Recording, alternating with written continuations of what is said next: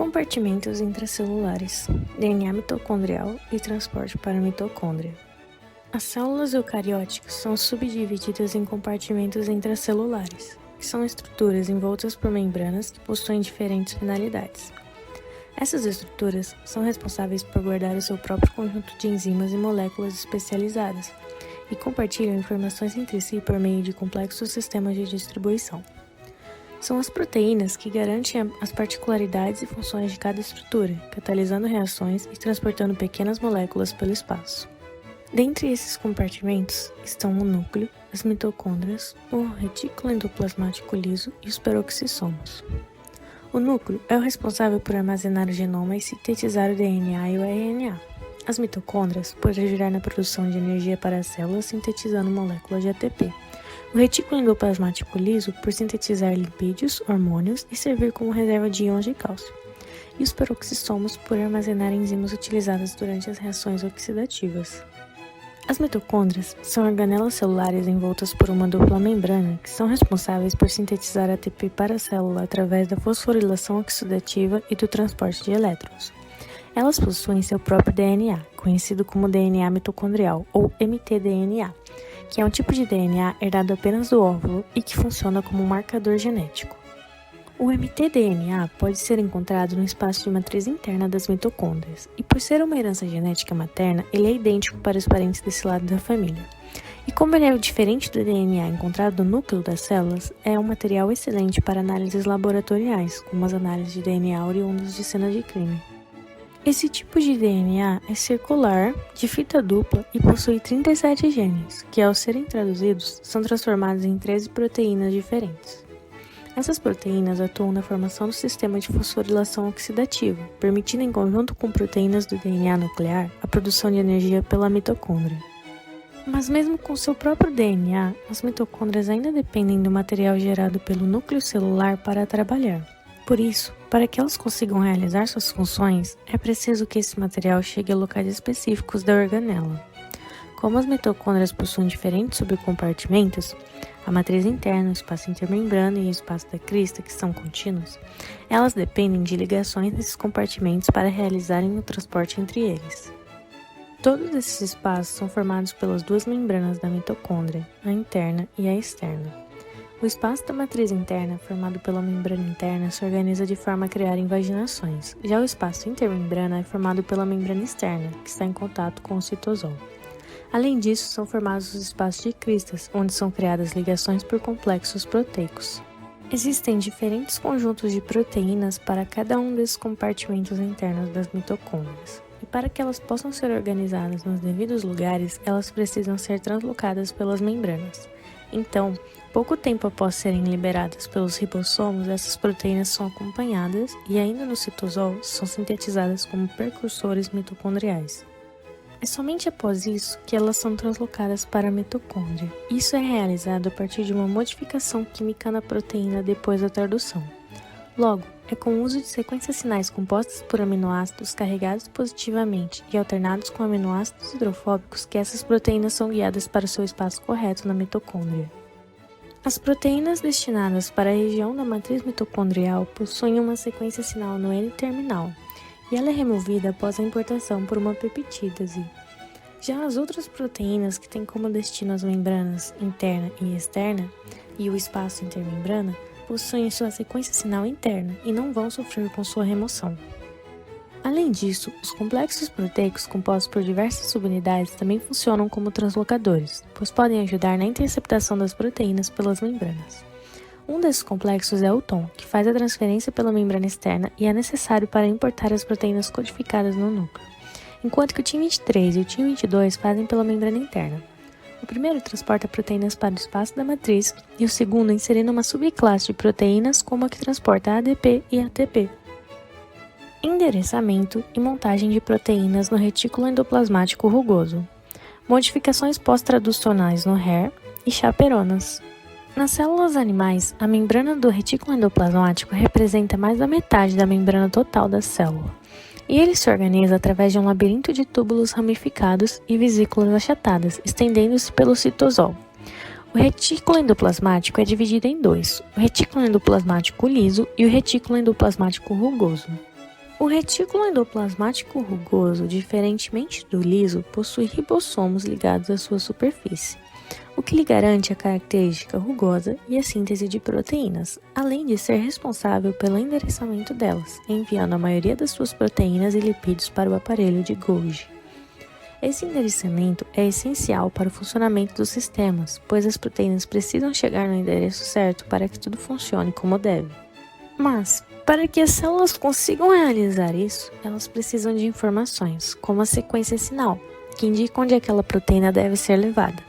Desse modo, utilizando essa sequência como endereçador, existem 3 mecanismos de transporte: o mediado, o vesicular e o transmembranar. Porém, nem todas as proteínas apresentam essa sequência, como as que estão localizadas no citosol. O retículo endoplasmático rugoso, além de cuidar da síntese e endereçamento de proteínas, também possui um papel importante realizando modificações pós-traducionais nelas. Essas modificações ajudam na regulação da função proteica e podem ser realizadas por meio de dobras, que são ligações de sulfeto, clivagem da cadeia, fosforilação, glicosilação, metilação e adição de âncoras lipídicas. Dentro desses meios de modificações, ocorre no HAIR o de dobrar as proteínas para que elas adquiram as estruturas secundária e terciária, que é realizado por outras proteínas que são residentes permanentes do retículo. Essas proteínas residentes são um tipo de chaperonas e de sulfeto isomeradas, que atuam formando as pontes de sulfeto e vão estabilizar o formato final das proteínas modificadas. Além disso, também é realizada no retículo endoplasmático rugoso a glicosilação de proteínas, que é a adição de açúcar a uma proteína, convertendo-a em glicoproteína. Para isso, as enzimas oligosacariltransferases trabalham fazendo a transferência de oligosacarídeos formados por 14 açúcares da molécula de dolicol-fosfato para a proteína. As chaperonas são uma classe de proteínas existente no HAIR e em ribossomos livres do citosol, responsável por monitorar o processo de novelamento da síntese de outras proteínas, buscando assim evitar erros de novelamento. Dessa forma, as proteínas que por alguma razão assumirem um formato que não deveriam são reorganizadas na estrutura correta para poderem assumir suas funções, ou são destruídas, impedindo o colapso do organismo. Elas estão presentes em eucariontes e procariontes e são classificadas em 3 famílias: a HSP70, a HSP60 e a HSP90, em que a primeira é capaz de reconhecer uma proteína com defeito ainda durante sua tradução no ribossomo e ligar-se ao N-terminal dela, evitando seu enovelamento errado até que chegue o momento certo da proteína novelar-se. E as outras 2 complementam o trabalho realizado por ela. No HAIR, elas se unem às regiões hidrofóbicas das proteínas, antes mesmo que elas iniciem seu enovelamento.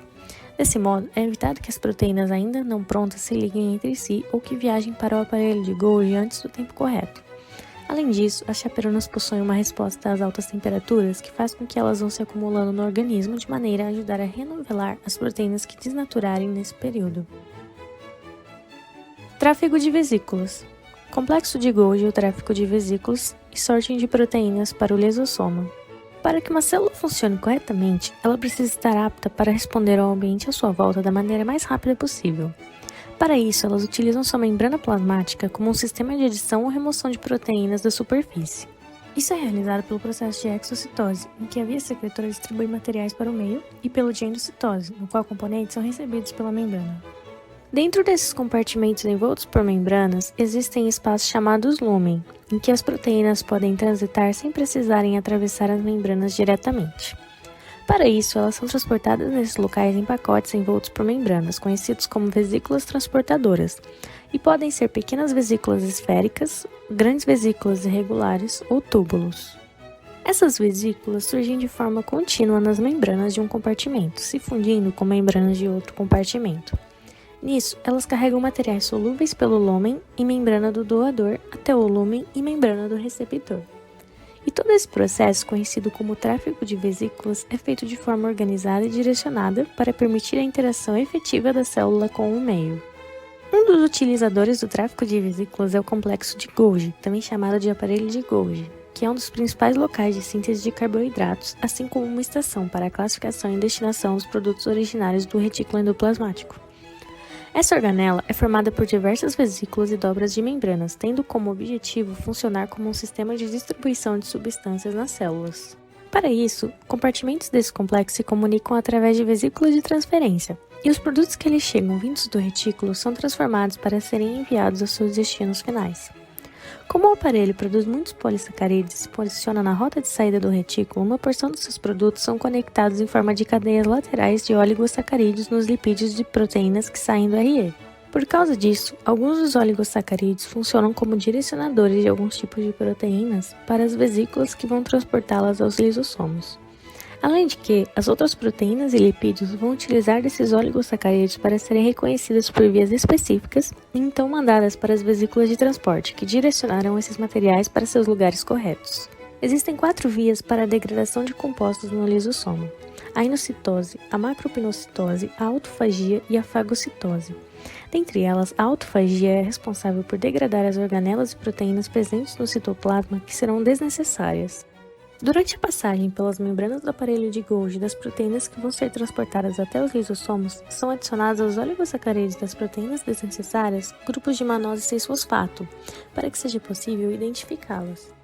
Como o complexo de Golgi possui uma fase trans composta por proteínas receptoras de M6P transmembrana, ele é capaz de reconhecer as proteínas marcadas com M6P. E isso é feito para que as cargas sejam captadas pelas vesículas e revestidas por clatrina em sua face citosólica. Já no caso das vesículas que irão se fundir aos endossomos primários, é a variação do pH que regula a ligação entre a manose 6-fosfato e o seu receptor nos lisossomos e a liberação da vesícula da rede trans de Golgi. É depois dessa liberação que os receptores de M6P são separados e o complexo proteico que participa da reciclagem dos receptores transmembranares manda-o de volta para o aparelho de Golgi. E essas são as referências.